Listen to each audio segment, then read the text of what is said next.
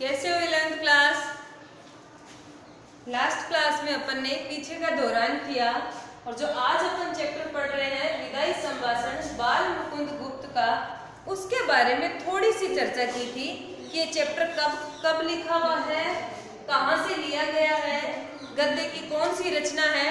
ये थोड़ी सी बेसिक जानकारी अपन ने लास्ट क्लास में ली थी। आज अपन बात करते हैं अपने जो राइटर है, अपने जो लेखक है बाल मुकुंद गुप्त की। परिचय किस प्रकार लिखना है, क्या परिचय मैं आपको शॉर्ट में यहाँ करवा देती हूँ, डिटेल में अपन अपनी पाठ्य पुस्तक से लिखेंगे। कभी कभार आपके मन में ये भी आ जाता है कि हम लेखक परिचय याद कर रहे हैं तो सबकी इच्छा नहीं होती ना, ये कवि परिचय अथवा में आता है तो आप स्वतंत्र हो कि लेखक परिचय याद करना या कवि परिचय, तो अपन को थोड़ी दोनों के बारे में जानकारी होनी चाहिए। यहाँ इसलिए बार बार ये मैं जोर दे रही हूँ क्योंकि जो आपके निबंधात्मक क्वेश्चन आते हैं उसमें ये काम आएगा। तो सर्वप्रथम अपन जान लेते हैं बाल मुकुंद गुप्त का जन्म कब हुआ है। बात आ रही है ना ध्यान में? क्या जानेंगे कि बाल मुकुंद जो गुप्त है इनका जन्म कब हुआ है। आपकी पाठ्य पुस्तक में दिया हुआ है, ज्यादा सोचने की आवश्यकता नहीं है। 14 नवंबर 1865 ईस्वी। ठीक है ना, ध्यान में आएगा ना सबको? कब हुआ? 14 नवंबर 1865 ईस्वी में। फिर दूसरा क्या आता है, स्थान, है ना, कि जन्म स्थान कहाँ है।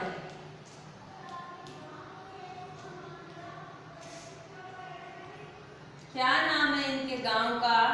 दिख रहा है क्या सबको? गुड़ियान दिख रहा है ना। और जिला ये इनका स्टेट कौन सा है? कुछ राइटर जो है, लेखक है, कवि है, क्या करते हैं, गांव पढ़ते हैं, उनका जिला पढ़ते हैं और उनका राज्य भी पढ़ते हैं।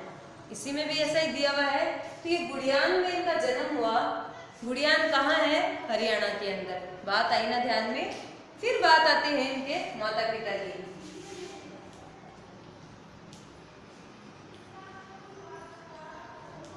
है ना?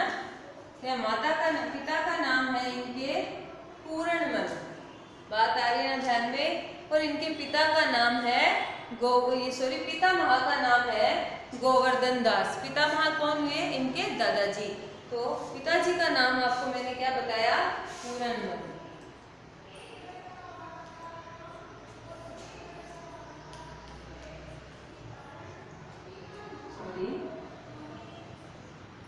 गोवर्धन दास कौन है?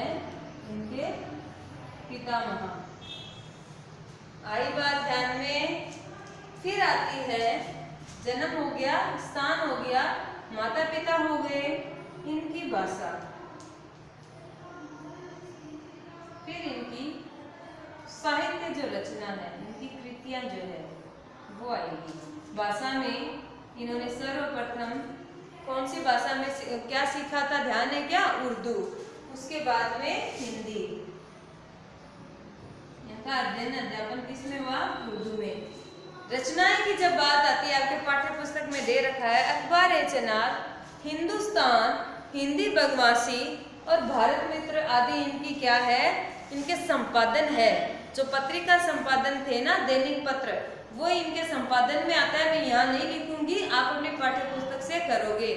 और जो शिव शंभू भी आपको मैंने जो लास्ट वीडियो था उसमें भी बताया था, शिव शंभू के चिट्ठे। क्यों बताया है वो आपको ध्यान होना चाहिए। क्यों बताया था कि आपका जो आज का चैप्टर है विदाई संभाषण, वो इसी का अंश है और इसी से क्या है, लिया गया है। शिव शंभू के चिट्ठे का छोटा अंश क्या है? विदाई संभाषण, जो कि क्या है आज अपन पढ़ेंगे। और खत और खेल तमाशा, क्या क्या है? खत, खेल, तमाशा, ये इनकी क्या है? रचनाएं हैं।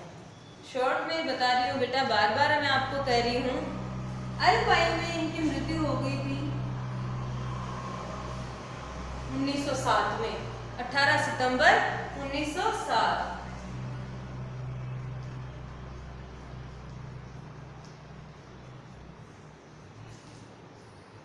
1960 में। आई ना बात ध्यान में? कम लिखा है, बेसिक चीज ही बताइए आपको। क्या बता दिया? आपके जो लेखक है बाल मुकुंद गुप्त। विदाई संभाषण क्या है ये अभी पढ़ेंगे अपन बाद में। सर्वप्रथम इनके बारे में जान लेते हैं। इनका जन्म 14 नवंबर 1865 में हुआ, गुड़ियान, और इनका जिला है झज्जर, जो मैंने यहाँ तो नहीं लिखा है, आप वहां लिख लेना। और इनका स्टेट क्या है? हरियाणा। पिताजी का नाम पूर्णमल है और पितामह का नाम गोवर्धन दास है। ये उर्दू और हिंदी भाषा के ज्ञाता थे। इन्होंने दैनिक पत्रिका का भी संपादन किया। कब किया था? 1886 में। 1886 में दैनिक जो पत्रिका थी, है ना, उसका संपादन किया। आई ना बात ध्यान में? दैनिक पत्र का संपादन किया 1886 में। 21 साल की उम्र है ना, दिख रहा है अपन को। फिर इनकी जो रचनाएं हैं, शिव शंभू के चीटे है, खत है, और क्या है? खेल तमाशा है। अपना जो चैप्टर है विदाई संभाषण, वो कहाँ से लिया गया है? शिव शंभू के चिट्ठे से लिया गया है। तो इस प्रकार आपको शॉर्ट में इनके बारे में जानकारी दी है। 4 नंबर का परिचय है, तो अपन थोड़ा डिटेल में लिखेंगे। इनकी साहित्यिक परिचय है, इनका जीवन का परिचय है, वो भी डिटेल में डालेंगे। अब बात आती है अपने चैप्टर की, तो अपना चैप्टर निकाल लीजिए। विदाई संभाषण जो है, उनकी सर्वाधिक चर्चित व्यंग्य जो रचना है, व्यंग्य जो कृति है, शिव शंभू के चिट्ठे का क्या है? एक अंश है, जो मैंने आपको पहले ही क्या है बता दिया है। बात आई ना ध्यान में?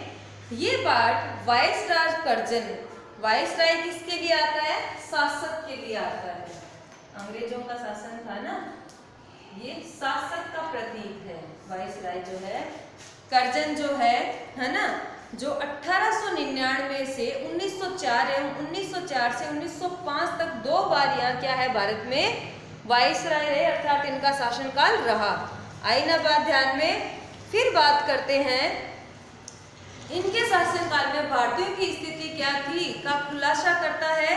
कहने को उनके शासनकाल में क्या है? विकास के बहुत सारे कार्य हुए, नए नए आयोग बनाए गए, नई नई योजनाएं बनाई गई, नए नए नियम बनाए गए थे, है ना। किंतु उन सब का उद्देश्य शासन में गोरों का सिर्फ और सिर्फ अंग्रेजों का वर्चस्व स्थापित करना था। बात आई ना ध्यान में? जो अंग्रेजी शासक थे, कौन? कर्जन। ये क्या है? कंटिन्यू 1899 से लेके, है ना, 1904 और 1904 से लेके 1905 तक, 1899 से लेकर सीधा अपन देखें तो 1905 तक इनका क्या रहा? शासनकाल रहा। इस स्थिति में इन्होंने भारतीयों की बड़ी दुर्दशा कर दी थी। जो भारतीयों के लिए अधिकार थे उनको छिन्न भिन्न कर दिया गया था और नए नए योजनाएं लाए, नए नए आयोग लागू किए गए, नए नियम बनाए गए। लेकिन उन सब का उद्देश्य क्या था? अंग्रेजों का वर्चस्व स्थापित करना। साथ ही इस देश के संसाधनों का अंग्रेजों के हित में सर्वोत्तम उपयोग करना था कि इस देश के जितने भी साधन थे उनका क्या है? सिर्फ और सिर्फ उपयोग कहाँ लाया जा रहा था? अंग्रेजों के लिए। फिर देखो, हर स्तर पर कर्जन ने अंग्रेजों का वर्चस्व स्थापित करने की कोशिश की। वे सरकारी निरंकुशता के पक्षधर थे, लिहाजा प्रेस की स्वतंत्रता भी उन्होंने प्रतिबंध क्या है? लगा दिया था। अंत में उन्होंने क्या किया? भाई हर अधिकार तो छीन लिए थे, फिर अंत में जो प्रेस की स्वतंत्रता थी उसको भी क्या है? बंद कर दिया गया था। ऐसे में क्या हुआ? अनंतः कौशल के मनपसंद अंग्रेज सदस्य नियुक्त करवाने के मुद्दे पर उन्हें देश विदेश क्या है? दोनों जगह जाना पड़ता था, क्योंकि ये क्या है? वाइसराय थे, अंग्रेजी शासक थे, तो इनको मीटिंग के लिए, नई रणनीतियों के लिए देश विदेश जाना पड़ता था। लेकिन इनका जो कार्यकाल था, इन्होंने जो कार्य किया उसके कारण इनको अपने प्रति आलोचनाएं भी झेलनी पड़ी और अंत में इन्हें अपना इस्तीफा क्या है? देना पड़ा।